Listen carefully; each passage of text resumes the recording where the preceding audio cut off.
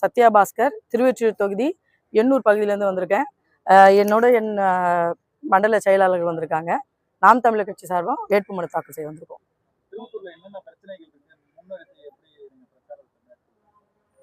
திருவொற்றியூர் அந்த சுற்று வட்டாரத்தில் அதிகமாக எங்களுக்கு பாதிக்கப்படுற விஷயங்கள், நிலத்தடி நீர் முற்றிலும் பாதிக்கப்பட்டிருக்கு. ஆறு முற்றிலும் சாம்பல் கழிவுகளால் வாழ்வாதாரமே பாதிக்கப்பட்டிருக்கு. திருவொற்றியூர் உங்களுக்கே தெரியும், அபாயகரமான தொழிற்சாலைகளால் காற்று எல்லாமே பாதிக்கப்பட்டிருக்கு. இது எல்லாத்துக்குமே முன்னெடுக்கிறதுக்காக தான் இந்த அரசியல் களத்தில் வந்திருக்கும்.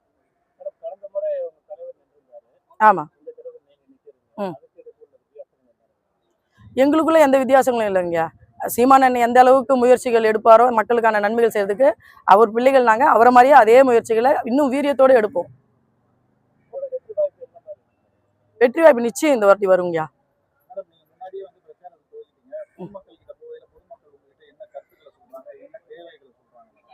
அதுதான் அவங்க சொல்ற கருத்து எல்லாம் என்னன்னா, எங்களை பார்த்து கேள்விகளை வைக்கிறாங்க.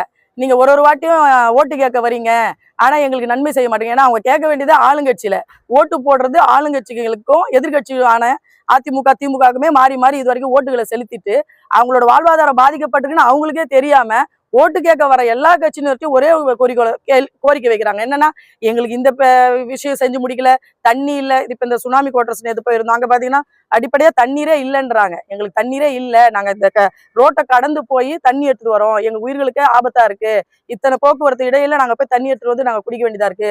எல்லா கட்சியும் வரீங்க, ஓட்டு கேட்குறீங்க, ஆனா எங்களுக்கு தேவையான நேரங்கள்ல எங்களுக்கான எந்த அடிப்படை உதவிகளை நீங்க செய்ய மாட்டேங்கிறீங்க அப்படின்றாங்க.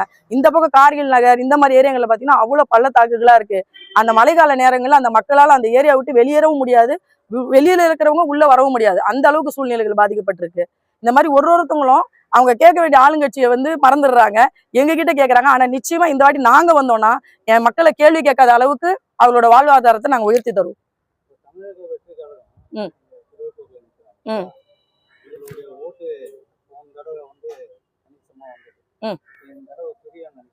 கண்டிப்பா கிடையாதுங்க. ஏன்னா எங்க ஓட்டு நாங்க கொடுக்குற பணத்தை, நாங்க பணம் கொடுக்குறோம், நாங்க இலவசங்களை அறிவிச்சோன்னு சொல்லி வந்த ஓட்டுகளே கிடையாது.